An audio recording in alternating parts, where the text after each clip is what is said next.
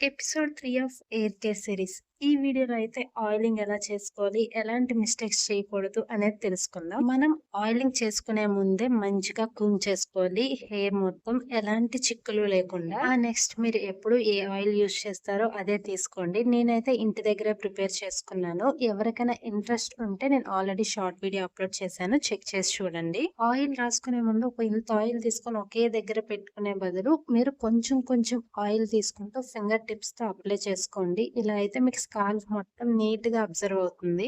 And చివర్లో కూడా మీరు కొంచెం ఆయిల్ ఎక్కువ అప్లై చేసుకుంటే మీకు స్ప్లిటన్స్ రాకుండా ఉంటాయి. ఇలా ఆయిల్ మొత్తం మంచిగా అప్లై చేసుకున్న తర్వాత మినిమం ఒక 5 మినిట్స్ అయినా మంచిగా మసాజ్ చేసుకోండి ఫింగర్ టిప్స్ తోని. ఇలా మీకు తెలిసిన టెక్నిక్స్ ఏమైనా యూస్ చేసుకొని మంచిగా మసాజ్ చేసుకోండి. మనకి బ్లడ్ సర్క్యులేషన్ బాగా అవుతుంది. దానివల్ల హెయిర్ ఫాల్ తగ్గి హెయిర్ గ్రోత్ ఉంటుంది. ఆ తర్వాత టైట్ చేసుకొని 1 అవర్ అది నెక్స్ట్ డే మార్నింగ్ అయినా హెడ్ బాత్ చేసేసుకోండి.